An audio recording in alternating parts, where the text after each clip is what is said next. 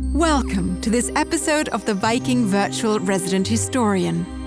It's part of our ongoing cultural enrichment program and our commitment to destination-focused learning. A series that takes you further with unique perspectives and intriguing insights. It analyzes and puts into context important chapters of world history.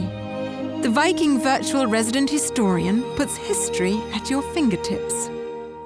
We hope you'll find this episode enriching. Hello and welcome. Today, we'll consider the wonders and merits of the Greek civilization. My name is Charles Doherty. Perhaps we might begin by recalling our well-meaning school teachers of years past who diligently attempted to impress upon our young minds that the ancient Greeks were special, and their important accomplishments laid the foundation for Western civilization that followed. Recall that phrase, cradle of civilization. How true might this be? How does it live up to our modern expectations as the study of world history has expanded beyond the Mediterranean basin? So with the benefit of adult wisdom, let's reassess this seminal question, why is ancient Greece so important? This is the first of two lectures addressing the glories of Greek civilization, and this one is subtitled Society and Institutions. And this is our roadmap for navigating our story. As we appraise the importance of ancient Greece and assess this matter of whether she indeed was the cradle of civilization, we need to consider the following. What was happening among other ancient civilizations in the Mediterranean and Near Eastern regions prior to the rise and prominence of the ancient Greeks, let's say before the 6th century BC, we'll then turn to an examination of the Greek Golden Age, first considering the important components of Greek society and institutions that distinguish this period of the 5th century BC and after. This is where we'll conclude today, and in our second lecture, subtitled Achievements and Legacy, we'll recognize the critically important role of the individual, the artists, writers, and thinkers who now ascribe their names to their sculpture, theatrical play, mathematical theorem, or philosophical treatise. Lastly, we'll consider the legacy of ancient Greece, paying particular attention to three different chronological periods: the Roman Empire, the Italian Renaissance, and the modern era. The historical timeline presented here compares the chronology of key ancient civilizations in the region. The Mesopotamians, who make up the Sumerians, Assyrians, and Babylonians, appearing in light green in the center left of the chart, the Egyptians, seen in pink in the left center, and the Greeks, in peach color in the upper right. And finally, the Romans, seen here in purple, center right. Some of these nearby ancient civilizations of the Mediterranean and the Near East lasted longer than the ancient Greek era. Others, for example, the Mesopotamians and Egyptians, were significant long before the Greeks. Still others, the Egyptians and the Romans, flourished during and after the ancient Greeks. So we can't say that the Greek civilization was either the longest or the earliest among the Mediterranean cultures that came and went during the 4,000 years represented on the screen, but let's reflect for a moment and think about what may have been indeed lost on us when we were first studying these ancient civilizations as children. For one thing, we may not have appreciated that the Mesopotamians were approximately 3,000 years before the Greeks. So let's look at these chronologies again with our adult timelines and perspective. Our timeline has demonstrated that some civilizations were longer in duration and others were larger in geographic breadth than the ancient Greeks. But an examination of this map of Mediterranean and Near Eastern regions allows us to ascertain additional distinguishing characteristics. The Mesopotamians, Sumerians, Assyrians, Babylonians, are represented in dark green in the center.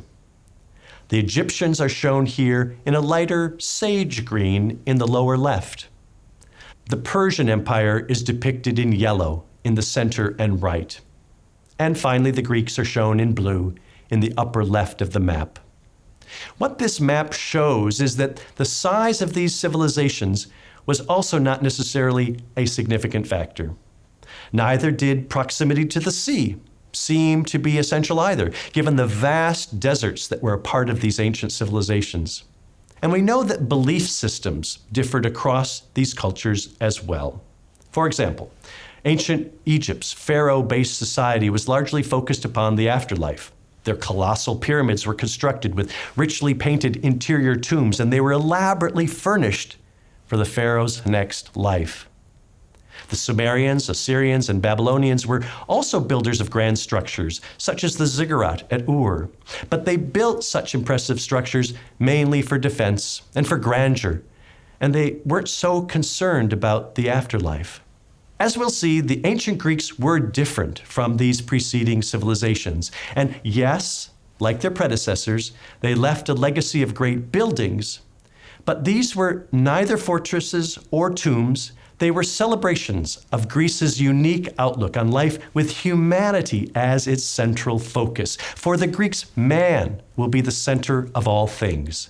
This earliest form of humanism, with its different set of priorities, would focus on the present, on the everyday merits and concerns of the living, in the hope that a better world would come for future generations.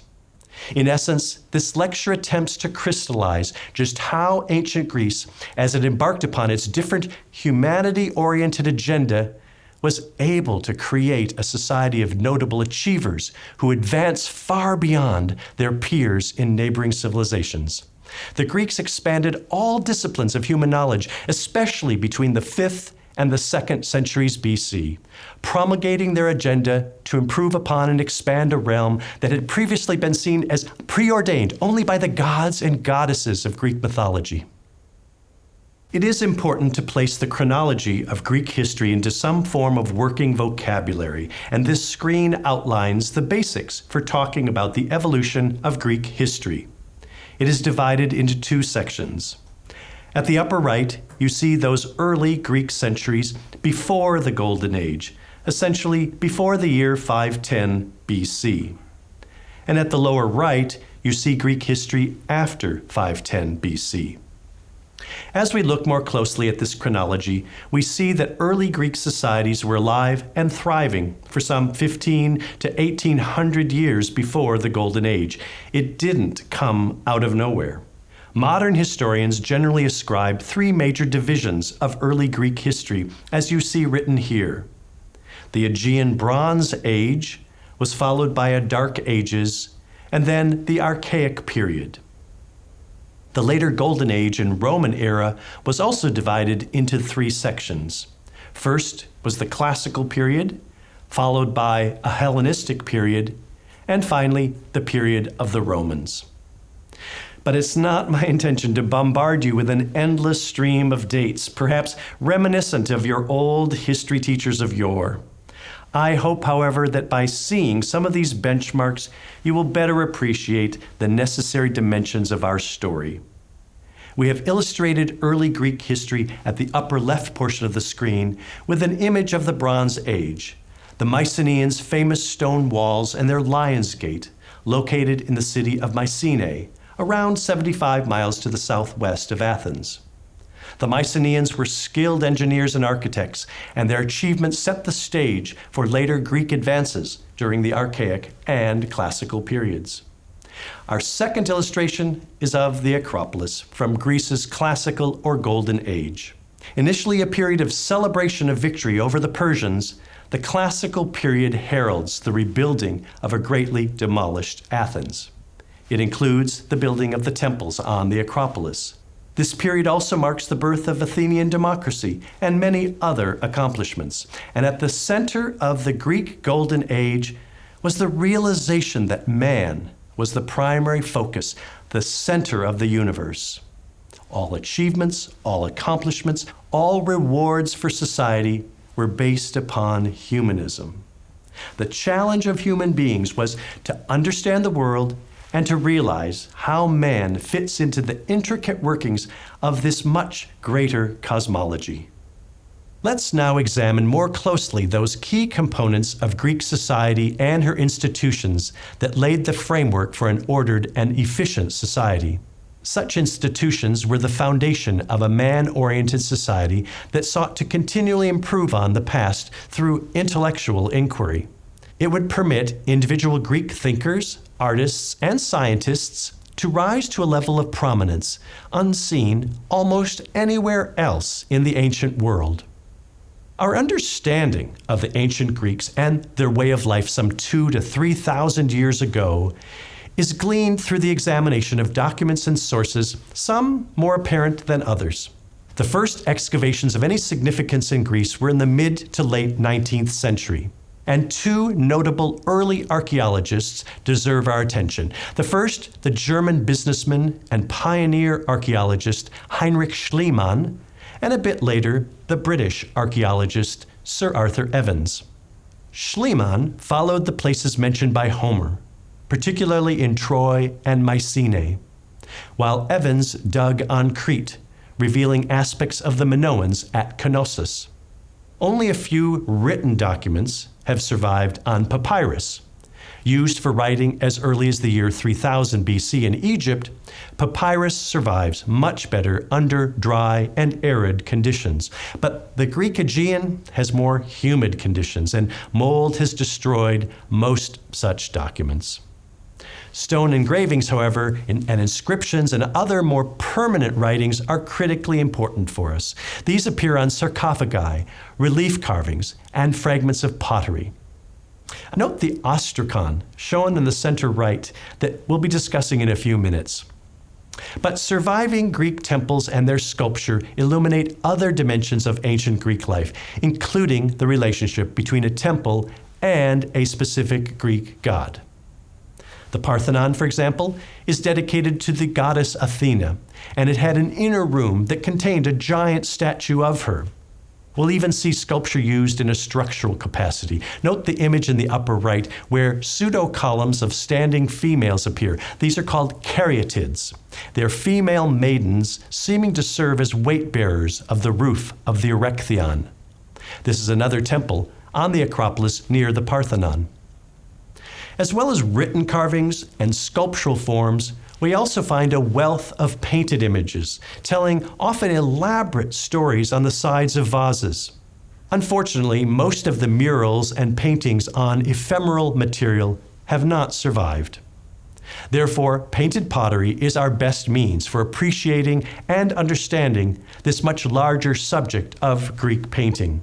Vases provide a valuable insight into the range of painterly skills and subject matter, but they also record everyday leisure activities like board games or athletic competitions, as well as military conquests with specifics of armor and weapons, as well as depicting everyday life, such as the lives of the slaves, or telling the rich tales of Greek gods and goddesses.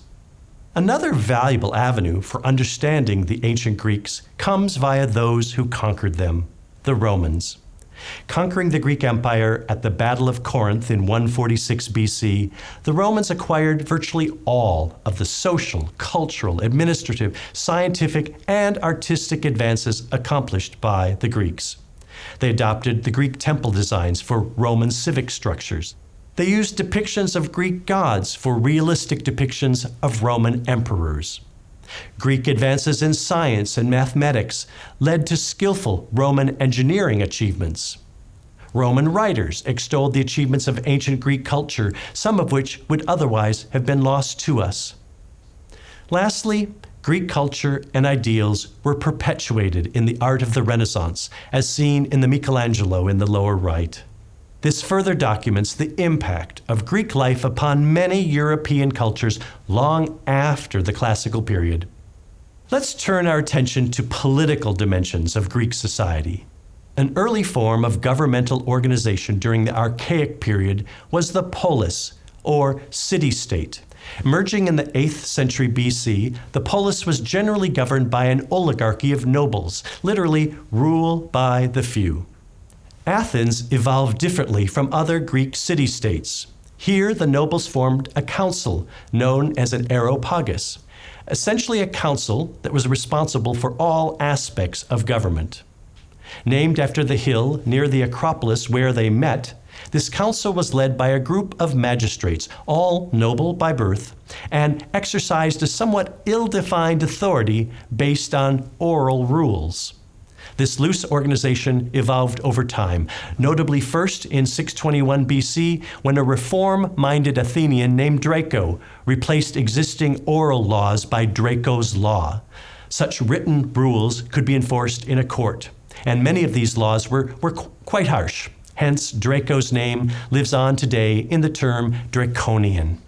Draco was followed by Salon, credited with establishing the foundation for the Athenian democracy that arrived over the course of the 6th century BC. He instituted much-needed reforms that opened up the administration to members of the middle class, forbade merchants from exporting grain, and protected debtors from slavery. But it is Cleisthenes, seen here on the left, who is considered to be the true father of democracy. He steered the city-state through a period of instability, triumphing over a series of tyrants and introducing a radical new system of democratic governance in 508 BC. Later, around 337 BC, Athenians passed a new law against tyranny. The decree was written up on a marble stele that was installed in the agora, seen here in the center of the screen. It is capped with a relief showing democracy on the right, crowning the seated demos, or people of Athens. The word democracy comes from demos, meaning people, and kratos, meaning rule. In theory, this meant that all Greek citizens had a say in the running of their city-state. But in reality, one person, one vote was a misnomer. Only Athenian male citizens had the right to vote. Women, foreigners, and slaves were excluded. The Athenian model of governance had two important components, the council and the assembly, and these offer the clearest insight into the workings of early Greek democracy. The 500-member council was responsible for drafting new laws and policies. Councilors were chosen annually, and leadership of the council rotated annually across individual tribes. Then there was a less organized body called the assembly.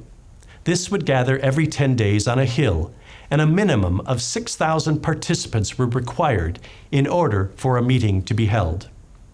The assembly debated and voted on policy put forth by the council. Another crucial element of Greek democracy was the jury. This was the birth of the jury system in widespread practice among so many countries of the world today. The Greek jury was composed of Athenian male volunteers over the age of 30 who would hear and consider a trial. While there were no judges, lawyers, or legal officials present, a minimum of 200 jurors would be required for a trial to be valid. It was considered that this great number would minimize the possibility of corruption or bribery.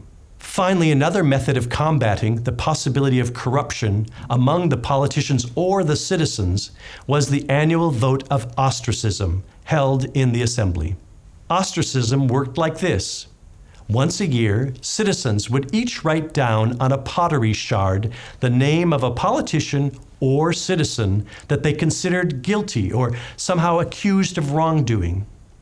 If there were more than 6,000 votes of disapproval for any one politician or citizen, that individual would be banished from Athens for 10 years.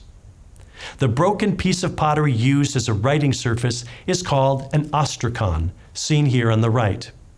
Put together, these individual elements demonstrate just what a painstaking process much of early Greek democracy was, and how it required a significant commitment of citizens in order to exercise this early Greek form of rule of law. Like their predecessors, the Phoenicians, the Greeks were skillful mariners and traders. Because their land was rocky and not very arable, the Greeks turned to the sea for a crucial role in their economy. This map demonstrates in blue just how far they traveled as traders. We can see that they traveled across the Mediterranean and founded the trading outpost of Massalia, what is modern-day Marseille in France. Now, Greek pottery was exported and prized throughout the ancient world. Excavated examples have been found as far afield on the Atlantic coast of Africa, and of this pottery, amphora were common everyday objects. Occasionally, unknown artists would turn them into things of beauty, like the Tellides amphora shown here lower right. Among other exports were bronze, marble, olive oil, and wine. Greeks had to import, however, most of their cereals, spices, and precious metals. Grain was the most vital import, with Athens needing to import some 2/3 of its needs. Most of the grain came from the Greek colonies surrounding the Black Sea. Because so much cereal had to be brought in, its movement was closely regulated by the state, and exporting it was a capital offense. Coinage, such as the silver stater shown here in the upper right, was introduced in the 7th century BC, and we estimate that the peak of Greek economic activity came a little later than this, in the 5th and 4th centuries BC. There was also considerable internal trade of mostly agricultural goods between the Greek city-states. During this golden age of the 5th and 4th centuries BC, the average purchasing power of a Greek worker's wages, measured by the cost of a kilogram of wheat, would have been some 3 times greater than that of an equivalent worker during the later Roman period. We must also mention slaves, a vital component underpinning the Greek economy. An estimated 1/3 of all Greeks were bound in slavery. City-states varied in their treatment of slaves. Athens, for example, was perhaps more liberal than most, and here a slave might enjoy more freedom, even being allowed to earn his or her own money. As trade and commerce increased, so did the need to protect trading interests. Let's turn, therefore, to the role of the military in ancient Greece. Warfare and military concerns were central to the Bronze Age cultures of ancient Greece. Both the Minoans and the Mycenaeans had engaged in battles, but their details were not recorded, and specific chronologies are mostly lost to us. However, among the earliest examples of Greek warfare is the Trojan War, a 10-year siege by the Mycenaeans that is described in Homer's Iliad. For centuries, it was thought to be just a myth, until the late 19th century, when Heinrich Schliemann began excavations of the ancient city of Troy, located today in southwestern Turkey. During the Archaic period, the cavalry was the most important component of an army. But because warriors had to pay for their own horse and equipment, the cavalry was largely the domain of affluent aristocrats. Later, foot soldier ranks, known as the hoplites, drawn from the poorer classes, they would grow in importance. At their core of the hoplites was the phalanx, essentially a line of shield-bearing hoplites that was 8 men deep. On the lower left of the screen, we see the Kiji vase, which has the earliest known depiction of a phalanx of hoplites, with their round hoplon shields that gave them their name. 2 significant Greek wars deserve summation: the Persian Wars and the Peloponnesian War. The Persian Wars first broke out in 546 BC, when Cyrus the Great conquered the Greek-controlled region of Ionia in modern-day Western Turkey, igniting the entire region in revolt. For almost 50 years, conflict raged between an alliance of the Greek city-states, including Athens, Sparta, and Corinth, against the Persians. The Peloponnesian War began in 431 BC. Let us look specifically at the role of Athenian statesman Pericles in this disastrous period of Athenian history.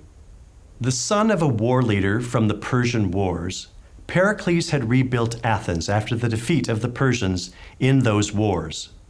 But perhaps his successful rebuilding efforts, including building the Parthenon, were just a little too successful, or perhaps they made Athens just a little bit too complacent. Whatever the root cause, the success of Pericles in Athens inflamed the envy of neighbor and rival, the Spartans, leading to the Peloponnesian War, during which much of Athens was devastated. This crucial Spartan victory brought to an end the Athenian Golden Age. Never again would she regain such supreme confidence. Civil war among the city-states would now become endemic. And finally, let's turn back to the Persians for just a moment. After their defeat at the hands of the Greek alliance in 449 BC, the Persian Empire fell into decline for the next 200 years. The Persians were finally defeated at the hand of Alexander the Great. Beginning his attack on the Persian Empire in 334 BC, this Macedonian king, who is widely considered one of the world's greatest military commanders, won a number of decisive battles in Asia Minor and defeated King Darius III of Persia. By the age of 30, Alexander the Great had created one of the largest empires of the ancient world, stretching from Greece to northwestern India. From here, the important concept of Hellenistic influence emerges. This is the influence of the Greeks and their society upon those cultures outside Greece. Another important component for understanding ancient Greek society comes from the examination of religion, or rather, the notion of a belief system that existed prior to the arrival of organized religions in the Mediterranean region. Greek mythology offers an entree into such an understanding. It's perhaps most visibly in evidence when noting the relationship between mythology and architecture. Vernacular structures, such as everyday housing or residences, were unimportant to the Greeks. However, great emphasis was placed on civic buildings, especially sacred Greek temples that would each be dedicated to a specific god or goddess. A temple's inner sanctum, or cella, would house an important sculpture of the deity. Greek mythology's origins and precise dating are debated among scholars. However, it probably began during the Greek Bronze Age, perhaps around the year 1200 BC. The retelling of the lives, loves, and actions of the gods and goddesses, along with additional heroes, heroines, and mythic creatures, served three purposes: to explain the origins of existence, to understand the natural order of the cosmos, and lastly, to illuminate a variety of aspects of Greek culture and traditions. In essence, Greek mythology was an integral part of what we might understand were ancient Greek religious practices. There are two significant avenues within the historical record for understanding and interpreting Greek myths. The surviving visual representations, like the vase paintings, and literary sources like Homer's Iliad and the Odyssey, believed to have been written in the 8th century BC. Let's now turn to a closer examination of Greek architecture, whose principal structure of note is the temple, with its mythological dedication to a specific god or goddess. Usually sited atop a high hill or dramatic overview spot along the Greek coast, the temple's skillful placement was deemed sacred and a suitable location for the mythological figure to descend to earth. Consider the Parthenon atop the Acropolis, visible throughout Athens. Building commenced in 447 BC, following the defeat of the Persians 2 years earlier. Dedicated to Athena, the goddess of wisdom and military victory, she was the patron goddess of Athens, shown on the left. Such a tribute was offered to her for her skillful guidance after a half-century of warfare that had prevented Persian imperial expansion from the east. Outside the temple, a stone altar allowed worshippers to bring offerings to Athena. Animals or birds would have been brought to a priest who would have performed a sacrificial offering ceremony to her. The basics of Greek temple design would evolve during the Archaic to Classical periods, always striving to perfect the order, balance, and symmetry of the design. These three components of order, balance, and symmetry, shown on the Parthenon in the middle of the screen, lie at the heart of all Greek design and designs beyond just temples. Fundamental to attaining these three goals was a reliance on mathematics. For example, exploring the proper ratio of the height of pillars versus the distance between them as a means of perfecting the balance and symmetry, or the perfect ratio for the number of columns across the front versus the number down the sides. Greek architecture evolves using two primary orders, the Doric order and the Ionic. These systematically organize the design of the column, its capital, and its pediment above. The Doric order on the Parthenon is shown on the right. It includes undecorated capitals, a plain cushion-like design, and the frieze above, decorated with square-like panels of relief sculpture known as metopes. The careful assimilation of design and mathematics, and the goal to create the ideal temple design coordinated all elements of form, function, and design, and were deemed vital for attracting the respect of the mythological deity to whom the temple was dedicated.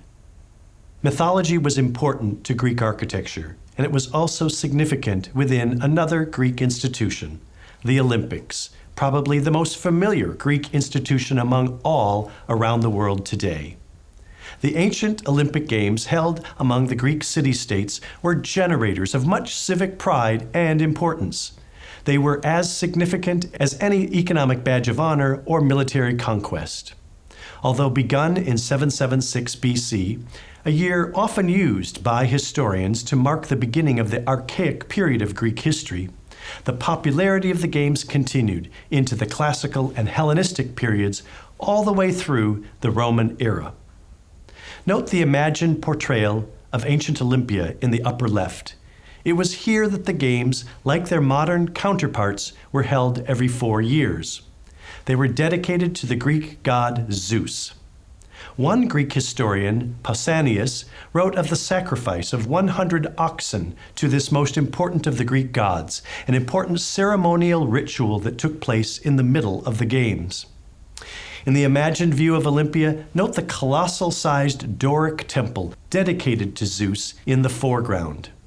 It once housed a giant seated statue of him, measuring some 43 feet tall and made of gold and ivory.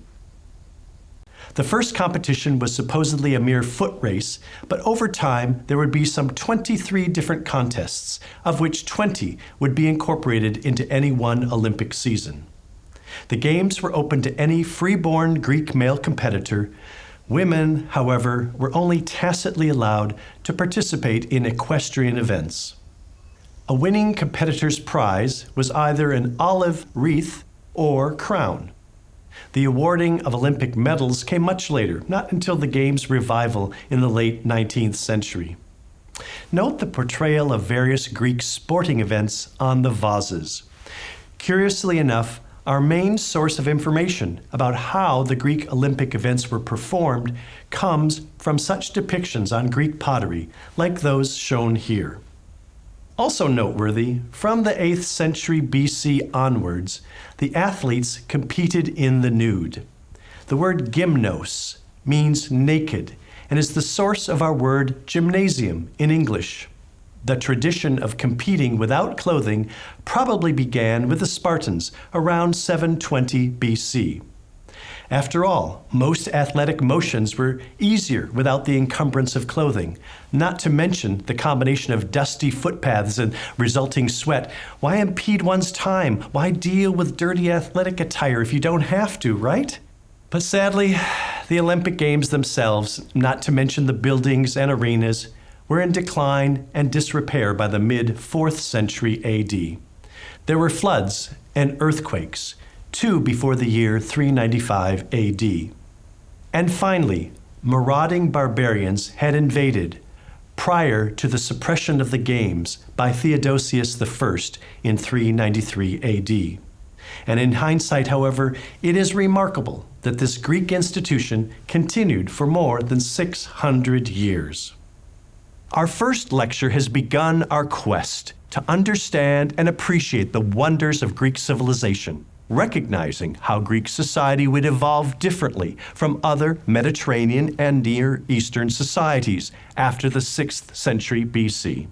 We considered how the early Greek advances of the Minoan and Mycenaean societies predate those to follow during the Archaic period, while previous societies with either pharaonic or priestly hierarchies ruled over the people. Now the citizens of the Greek city-states, especially the Athenians, attained the prominent stature as the most important members of society. This human-oriented society and her institutions would define not only what it meant to be Greek, but also how and why such institutional advances were so critically important to the Greek people. Not only were there Greek political advances, with the establishment of democracy most critically important, but also various people-centered institutions for governing within the city-state. Greater trade networks, both among fellow Greek city-states, but also with traders beyond, meant a more advanced economy with more elaborate imports and exports. Militarily, we find the Greek city-states cleverly discovering advanced methods of defense, along with new means of raising militia, gathering arms, while devising more advanced strategies for raising war. We also considered this additional institution of Greek society, mythology, and its role helping one navigate proper social and ethical behavior as dictated by lessons from the gods and goddesses, fully imprinted in the minds of the Greek people. Furthermore, we demonstrated the important connection between mythology and Greek architecture and the dedicatory role of the gods in the placement and function of Greek temples. Lastly, we mustn't forget the most familiar aspect of Greek society, perhaps, the role of the Olympics and sport as a fundamental definer of city-state identity. In part 2 of our lecture series, we pick up from here and address the critical rise of the individual in Greek society.